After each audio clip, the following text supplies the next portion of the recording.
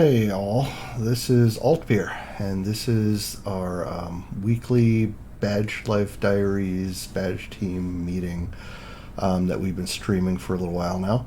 And I have some excited news to get us started. Yesterday, the DC 540 crew dropped a awesome badge tease. So if you didn't see it, I'm going to play it real quick. It's a short little thing. So let's check this thing out.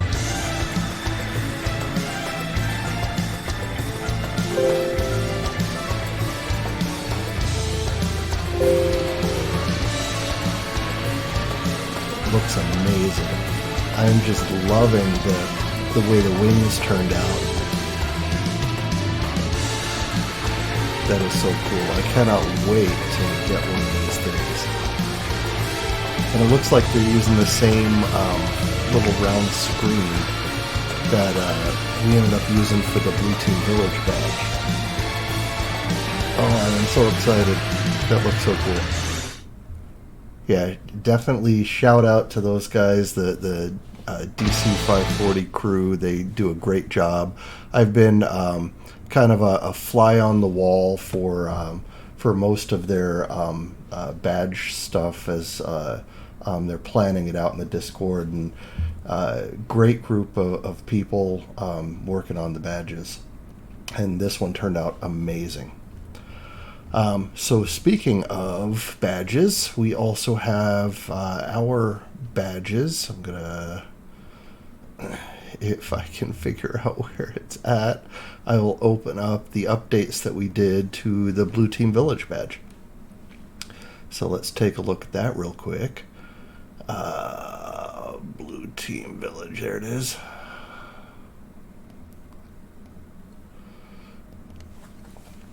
So our first prototype had some things that we wanted to correct, so I just wanted to do a quick review of that because I just ordered the second prototype today.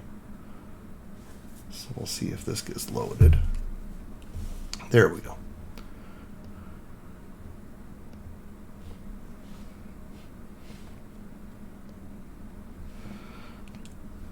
All right, so let's just do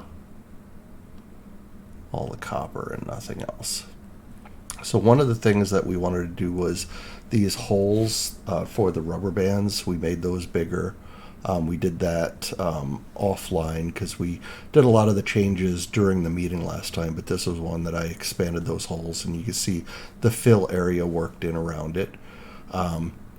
So then the other piece that we actually did on the meeting last week was we rewired the 0 pin to be the 13 pin for this touch sensor here. That way we can make that work more properly, because it was having conflicts with whatever was built into the dev board.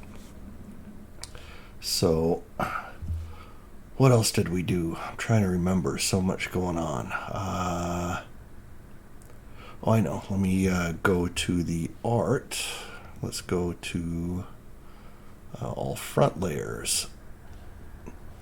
So in the art, real quick, before you can see it fully, there was a cryptogram there. It's already built in, so we're getting started with that, but I don't want to show that too much, so that's why we'll stick to copper layers. Or actually, let's go all back layers. No, we'll stick with copper. But over... Come on, my stupid mouse. Hey, how's it going? Hello. Yeah, I'm just showing some of the changes that we made for the Blue Team Village badge. So yeah, we have more silk on the back to give credit. It's kind of hard to read upside down, but a lot more silk work on the back of this badge. But yeah, there were some just minor things that we took care of. We added the cryptograms into the silk, so we can see how those turn out. We fixed all the little issues that we had from before, so this one is good to go. And that prototype will hopefully be here when I get back from vacation, because starting tomorrow, I am going on vacation for a week. We're driving out to the Grand Canyon, so that'll be cool to see, because I've never actually been to the Grand Canyon. I've driven by it many times, but never actually stopped and visited. So that'll be cool. Let's see what else. Cowboys versus Dinosaurs. So this one, we're starting to hit time crunches, and we really got to get work done on this in the next week. So I'm going to start working on artwork while I'm on vacation. And since I travel with a Linux laptop, that means Adobe products are out for me. So you'll notice these XCF files here. These are the GIMP, the GNU Graphic Image, whatever it's the acronym stands for. But it's similar to Photoshop, and it works on Linux. And let's see if I can open this up, because I've been working on the center art for the Cowboys versus Dinosaur badge. And it looks very similar to that AI image, just because I haven't tweaked it too much yet. Let me see if I can zoom in. But you can see all the shading is gone, and it's truly black and white now. But I'm not liking all of this pixelization, so I have to smooth all of this stuff out. So it needs a lot more work yet.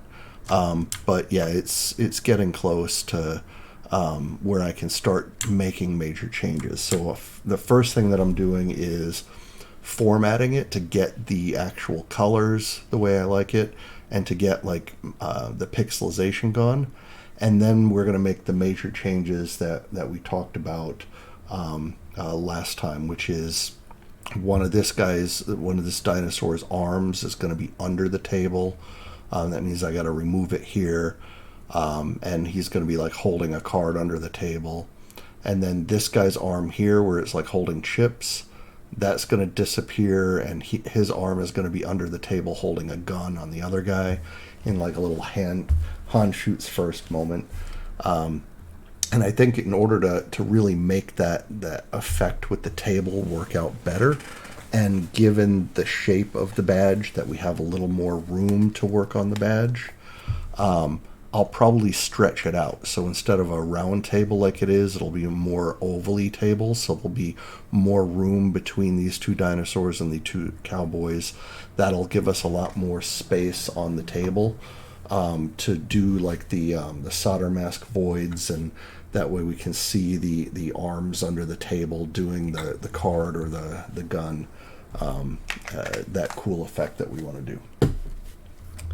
So, it looks like we have a few more people joining from the badge team. Thank you. So yeah, just doing a quick review, and for those of you that joined late, you missed it. I was showing off the DC 540 badge. We'll show it again in a little bit, just because that's such a cool badge. Yeah, I'm talking about the art for Cowboys versus Dinosaurs. So this one is something I'll be working on over the next, I'd say 3 to 5 days in my spare time at the hotel. I'll get this art finalized, kind of stretch it out, do the work on the hands after I take care of the pixelization and stuff. And that should be good for the center art. You can also, one of the other things I did was I cleaned up the eyes. I still don't know if they're big enough, because what I wanted to do is have LEDs behind the eyes and have them like glowy. But I might need to make the eyes a little bigger for that to really pull that off. So still playing with that. Might have to have bigger dinosaur eyes. But that's kind of where we're at with that art. And then I think Cyberseal was working on the playing cards. And just let me pull up the other art, the concept layout, just to just give me photos for now, just to show you what we're talking about. So this oval area, this will be where that art I was just showing is going to go. And then what Cyberseal's working on is going to be the playing cards at the top of the badge. And then we'll be able to light up the cards as well. So I think we're on track for that. If CyberSeal can finish up the cards in the next couple of days, and I can finish up the center art in the next couple of days, then by the time I get back from my vacation, we should be ready to put this together into the KiCad and start doing the electronic work. Now, for some of this, I started building out the circuit stuff before I even knew what we needed, simply because a lot of it is boilerplate, and that'll save us some time. So if we come in here and pull this guy up, you can see I've already laid out a bunch of stuff here. So we have the ESP32. I'm guesstimating we'll want 6 of the NeoPixel LEDs, and then an additional 9 traditional LEDs that will use pulse width modulation to dim and make bright. And then we have our switching circuit and then capacitive touch. I don't know if we actually need 3 capacitive touch, but we had the pins, and you can tell I copied a lot of this from the Blue Team Village badge because I'm using pin 0, and I'll have to change that now that I know pin 0 is used for something else. But we have a lot more pins available than they had on that badge, so should be good to work out. And I can do this easily on my trip as well because KiCad is Linux friendly. I like Linux friendly programs because that's typically what I travel with is Linux. So yeah, a lot of the boilerplate, like I said, is done. So once we get the art done and we start pushing it in here, we should be in a good place for that. I'm not sure if Ninjishin ever updated the Mothra art. That's kind of less urgent because that one is for DEF CON. But I was just going to pull it up and see.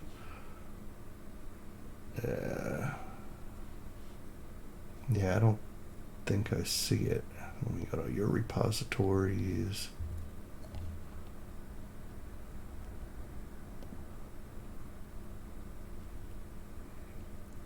Yeah, it doesn't have it. Oops, there we are. I was just looking for this, and the last thing was a month ago, so that has not been updated yet.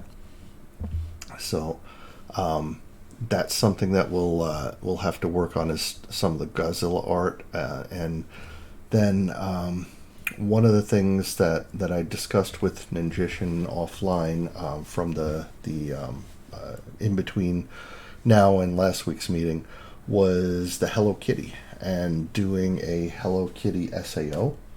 And Ninjishin had a great idea that we can make the Hello Kitty SAO not only like a 50th anniversary SAO, but we can make it one that can fit onto the Godzilla Versus badge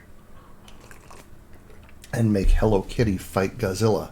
So we can fit like a knife on Hello Kitty, so Hello Kitty can like cut a bitch and be doing a little knife battle with Godzilla. So I think that would be pretty awesome.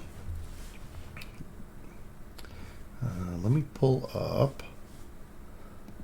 that awesome video again. I don't know why it closed the window on me. Hello. Hey, how's it going? I was just talking about your Hello Kitty idea with a knife to fight Godzilla. Okay, hold on.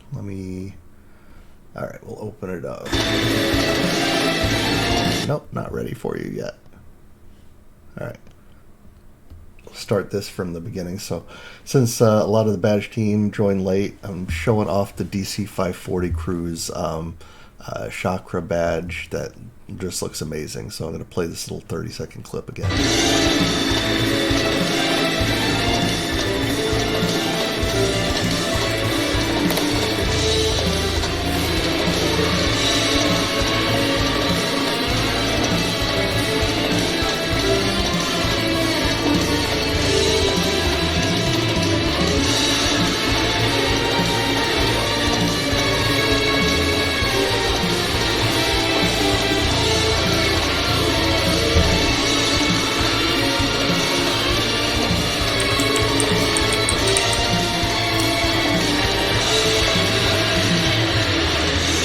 That is just amazing. I love it.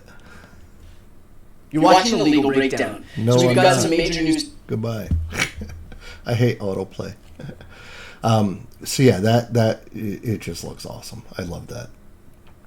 It's So yeah, a 10 out of 10. yeah, yeah. Definitely got to get one of those as soon as they go on sale. So yeah, back to our badges. In addition to the actual badges, we have to start setting up our social media stuff and crowdfunding. I know that we had Rex was going to help with that. Let me see if I can open up our Indiegogo. Since we had a good Indiegogo campaign last time, I think that's what we'll want to do this time again, because we already have a bunch of people that know about us here. I was just going to see my campaigns. Yeah, so this is where we did the future badge on Indiegogo. So we can start building the new campaign here prior to us launching it. This way we can start getting engagement with it. People will know about it. And then when it launches, we'll have a lot of people interested. Now, And people talk too. Yeah. So. Now, what we need to talk about, though, is what are we going to sell on the Indiegogo campaign and how much of everything.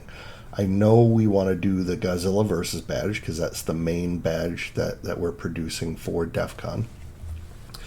But, and that badge is going to have a set of SAOs with it, whether it's like 3, 4, 5. I don't think we've come up with how many monsters we're going to do for Godzilla to fight.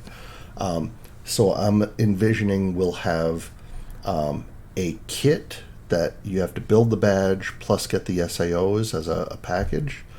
We'll have a fully assembled and then SAOs that are fully assembled to go with it.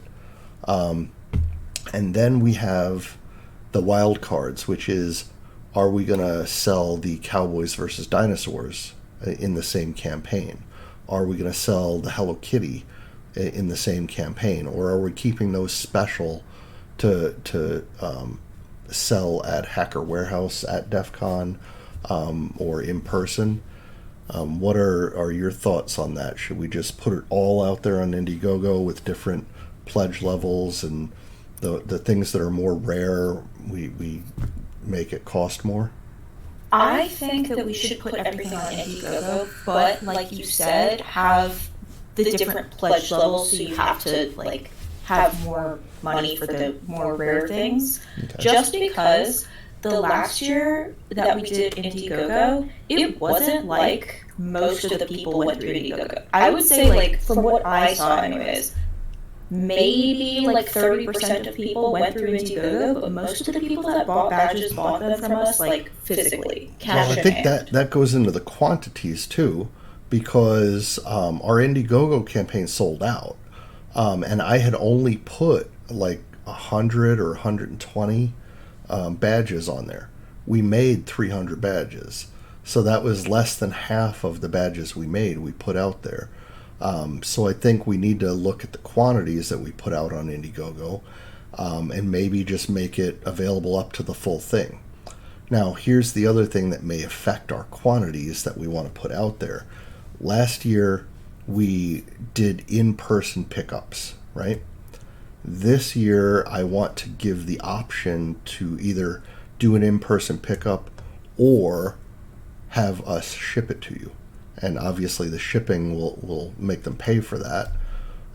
But that means that those of us on the badge team will have to do lots of packaging and shipping out of product.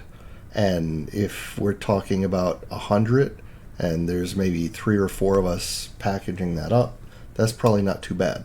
If we're talking 300 and there's like 3 of us doing it, that's like 100 each. That could be a lot. I would say something that we could do to discourage people from choosing the shipping option unless they really, really need it is maybe add a little but like aside from the shipping costs, like add a little bit of extra cost.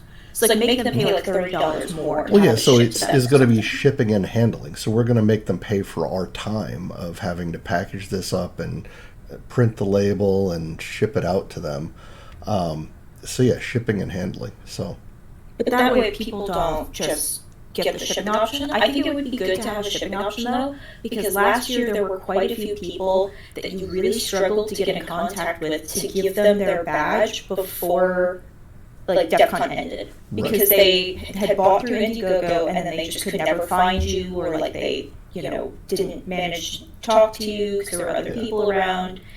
And it was just a very big hassle. So I think having the shipping option is a good idea, think- just for those I types saw of people. Hash just chatted in our badge chat about limiting the reward quantity of the shippable ones. That's a good idea because then we can figure out how many can we actually package up and ship out before DEF CON. What is that number? And then we can have them as separate line items, separate reward items that people can select from. So we can have the quantity of the shippable ones is limited to what we can actually get out the door without like too much work on our part. And then the other one would be not shippable. And then because we have the shipping option, anyone that doesn't pick up their badge at DEF CON, we can offer them the ability to pay the extra to get it shipped out after DEF CON at some undisclosed time after DEF CON. So it doesn't have to be like right the week after, but this way people have options, and I'm liking that.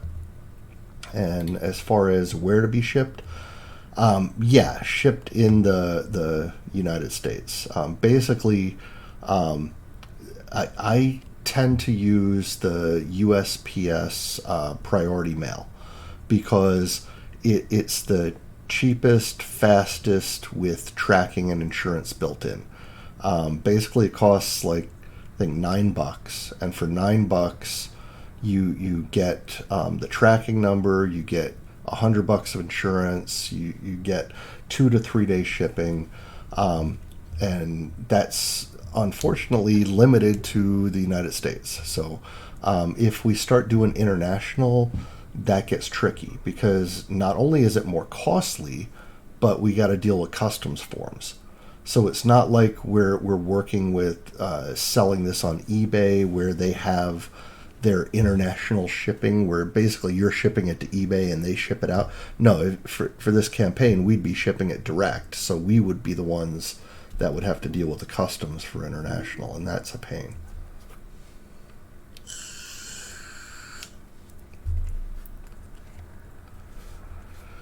Yeah, for where they ship. And that's unfortunate because I know there are a lot of people at DEF CON that do not live in the US that want the badges, but having the in-person option is still a thing. So if you can't have it shipped to you because you're international, you can pick it up at the con. So, and I think those people that are international and want the badge enough that they're willing to pledge on Indiegogo, they're probably not going to be the people that blow us off at the con and not pick up their badge. They're going to be the ones that are in the first group to get them. So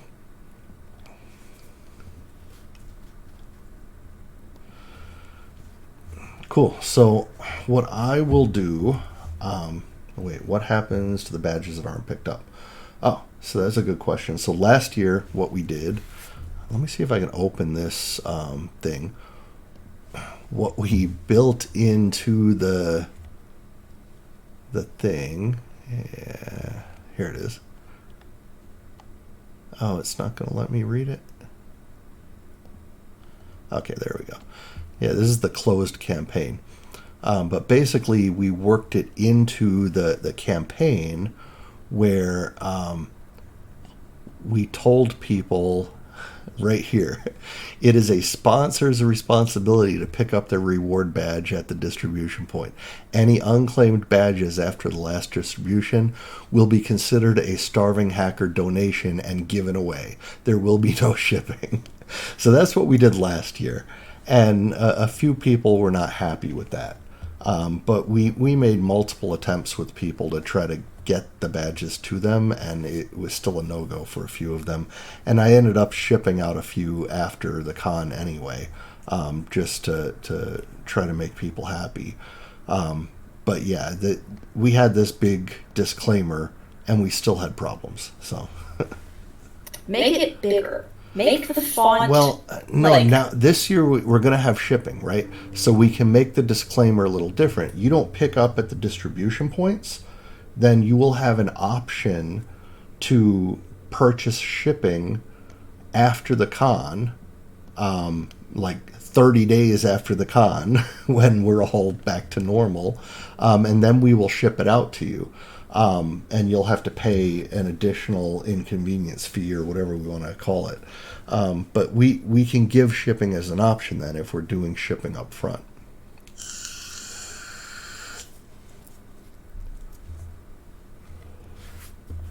So, and then the other thing we got to do is if we are going to have in-person pickups, we're going to have to be very careful about where we do distributions, because we got in trouble last year for doing it at the Caesars property. So what we will have to do is basically get pickup points that are more public, that are away from DEF CON, and coordinate it a little more strictly.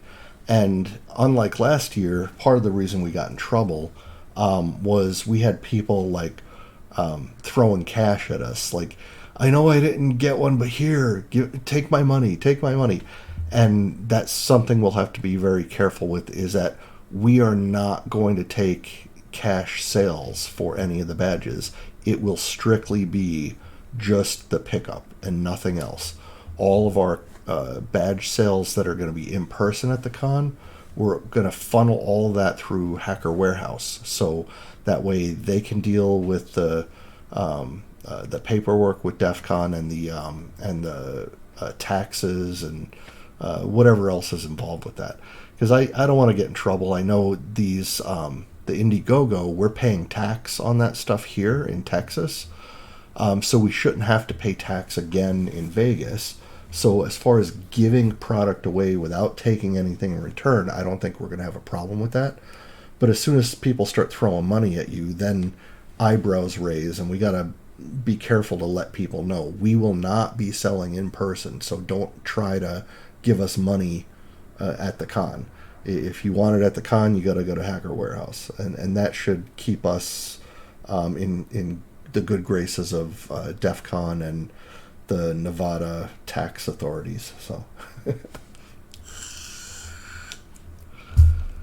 so yeah, what I'll do is I'll start a new campaign, because I think assigning people to manage a campaign, it's at the campaign level, it's not like at my account level.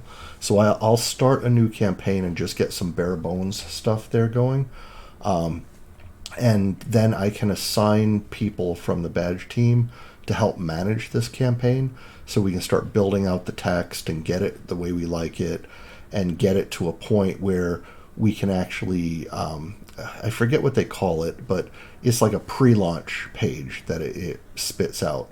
And then we can start sharing that pre-launch page on all the social media for the new badge. And then something to think about with this is the title. What are we going to call it if we're selling more than the Godzilla badge, right? If we're going to have multiple badge options on here, we need a good name that covers all of that. So don't need to know that right this minute, but think about that, and throw out any ideas in the chat for that. Cool. What else?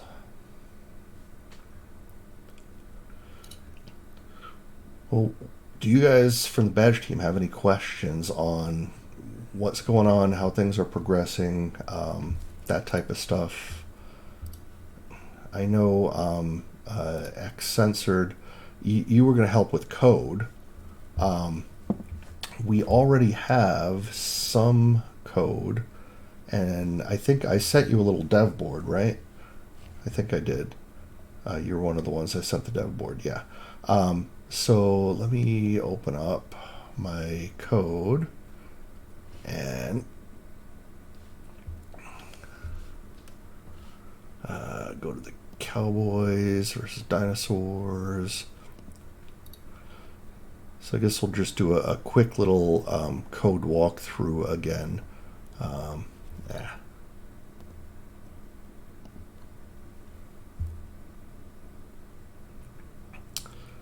Oh, my Git bash takes a minute to open.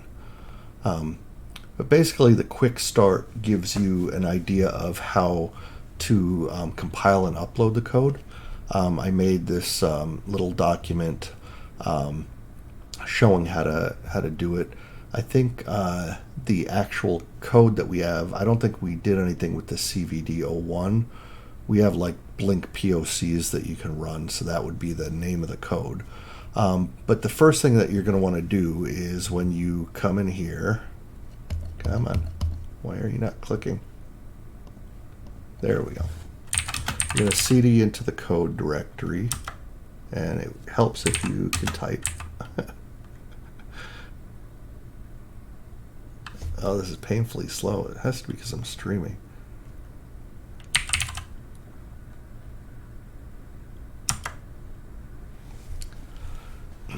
And then if it's the first time that you're running it, you're going to want to run the setup script that I set up here.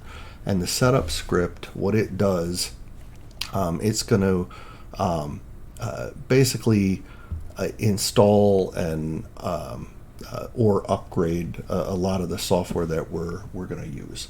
So the first thing that it's going to do is it's going to do this ESP32 core software. And so basically this is the command line that it's running. So we're using the Arduino CLI. So you will have to get that installed first. And then it uses a config file that I wrote. And then you're going to do the core search ESP32, and then it's going to install that. So basically it's going to install the ESP32, and this is the board setup. And then it does a bunch of others as well. So it'll do the update. So even if it's installed, because if you do install, it'll say, yeah, it's already here, regardless of the version. Update will say, make sure it's at the latest version. And it goes through this for all the different libraries as well. So we have our NeoPixel library, there's an async TCP library, there's a DNS, there's the screen that we use in the Blue Team Village badge. We probably don't need that in this one, but I left it in here. So when you run this setup, it installs all that stuff locally, and it installs it all locally in your directory here. So it's not going to mess with any other Arduino stuff you got going on. It keeps it local to this project. And I already have the git ignore file set up to ignore these directories. That way your local files you're downloading don't get pushed back up to the repository if you're doing any work in this repo. Oh, you added the Mothra. Okay, we'll take a look at that in a minute. So basically, once you get the setup done, then you write code, and that's like this. It's just basic Arduino code.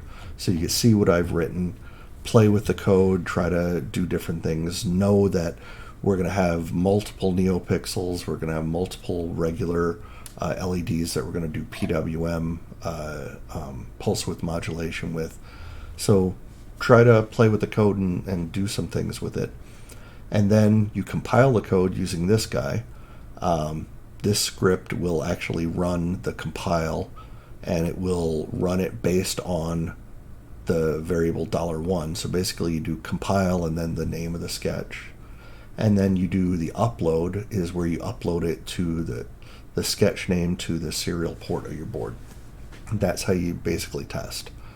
So I set it up to where we should all be able to get the same results when we're doing code the same way.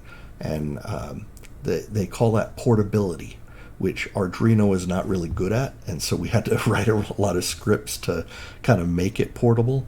That way we can all have that same experience with the code. And it's not like you have this version of the library and I have a different version of the library. If we're all doing this, including like the setup, do that every so often to make sure the libraries all get up to date. We should all have the same experience with the code then. We can all have the same headaches. Yes, we can all have the same headaches. But at least the problems are reproducible then, right? And then I do have a README file in here that goes into a lot more detail on how to work with the code, including the links for where you download the different files, like if you're going to download the Arduino CLI or whatever else, where do you get it, how do you install it, and this is where I'm showing you the actual command lines you could use to run these things instead of using my script. So all that's built into here, so read through that, let me know if you have any questions, but feel free to start playing with the code, because like I said, next week I'm on vacation and I plan to get a lot of work done on the art and on the actual EDA. So when I come back after next week, I'm thinking we're going to be ready for code. Nice. Yep. Well, we don't have much time. Cowboys versus Dinosaurs needs to go out the door by the end of May. And it is already April 18th. So basically we have like 6 weeks left to have them manufactured and ready. We have to have 30 of them fully assembled for that con. They're not going to be doing kits. Too difficult. No, I mean, it's still a lot of work needs to happen between now and then. That's what I'm worried about. I don't want to leave us with, we're getting all the components and all the badges and stuff 3 days before we have to solder 30 of them together. You know, that would be crazy. So I want to give ourselves buffer for that.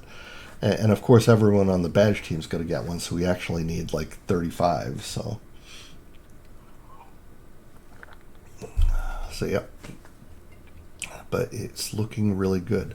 So let's look at Godzilla versus and the Mothra art. Let me refresh this. You're probably going to need to go in and like digitally touch up some of the white spots because you can still see my pencil marks even after I erased it. But hopefully it's not too much of a pain in the ass. Oh yeah, this is pretty good. Can I make this bigger? Oh, I'm liking it.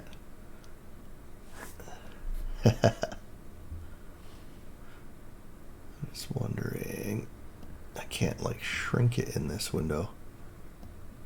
There we go. Haha. I wanted to see the whole thing at once.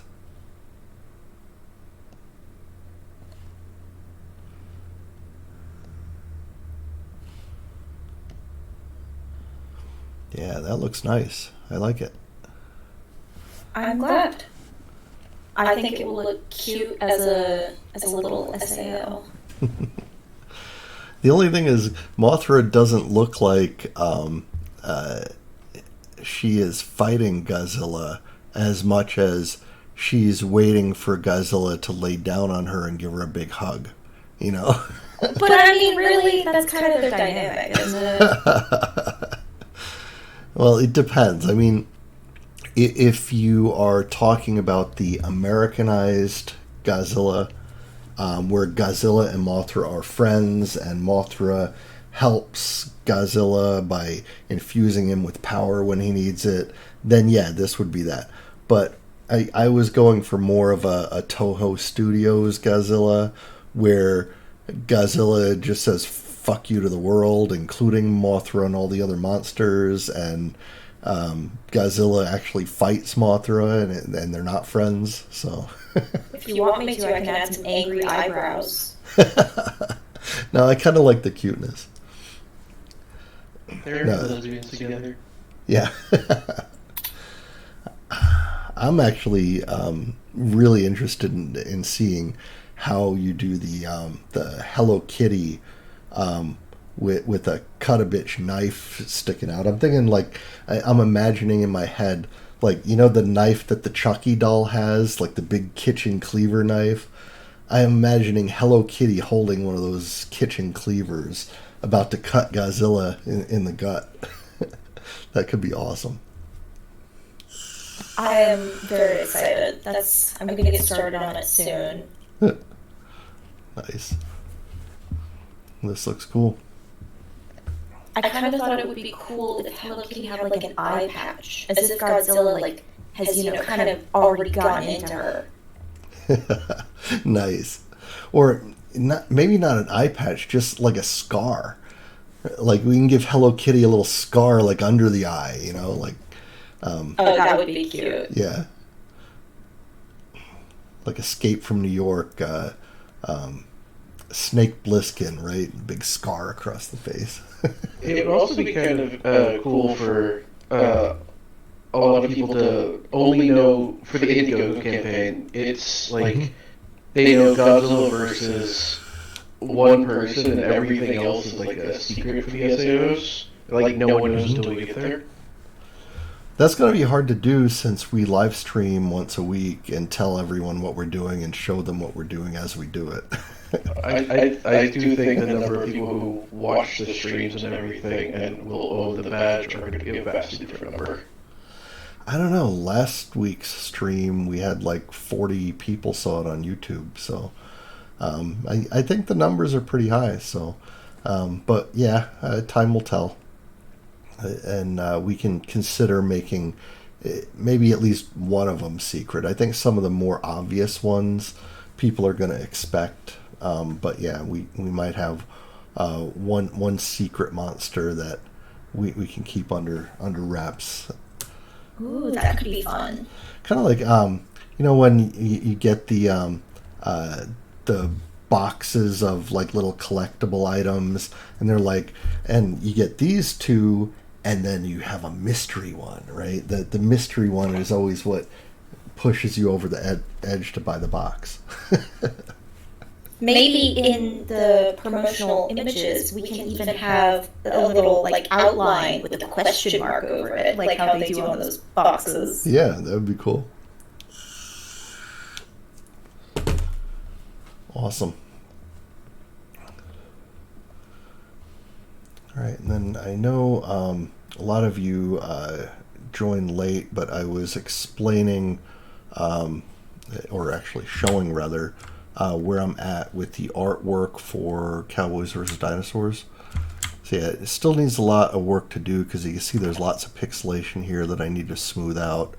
But this is what I'm going to be working on. The reason I'm using GIMP is because I'm going to be on a Linux laptop for the next week.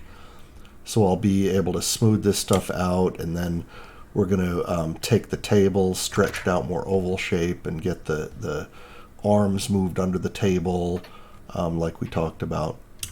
But I think so far it's looking good. I did a lot of work to get to this point because the original image, I guess I should pull that up so you could see what I started with. Had lots of grayscale and shading. Yeah, so this was the original image. So you can see a lot of that, the grayscale and the shading and all this. I've already addressed a lot of that with this version of it. So this is what we need though for the silk screen. We can't have grayscale. So yeah, but I think it's looking the way I want it to look because I really wanted it to look similar to this because this was, I think, my 30 or 40th attempt with AI to come up with what I wanted it to look like. I'm like, all right, that's a good starting point. So we will go with that, and so far I'm happy with the results. We just got to do a little more work on this, and then once we get the playing cards in, we'll be good to go. As far as at least the basic badge design, because this art. And I guess that's the issue with an art badge like this is it's not like you can just throw LEDs anywhere, right? The art kind of drives where the LEDs have to be placed. Like we know we want LEDs behind these these eyeballs. We know we want them glowing the table. We know we want them behind the cards. Well, until we actually have the art and at least partially finalized, where the eyeballs aren't going to move or something like that, we really can't do badge layout. So we can at least start layout once the art gets to a certain point, and that's where I want to get us while I'm on vacation and in the hotel at night. I'll be working on art, and yeah, I'll keep you guys updated on Discord, and I'll be posting to the repo as I do art changes. So awesome. Well, I think It's that was turning out all I pretty had good. for this week. So did you guys have any questions for me before we wrap?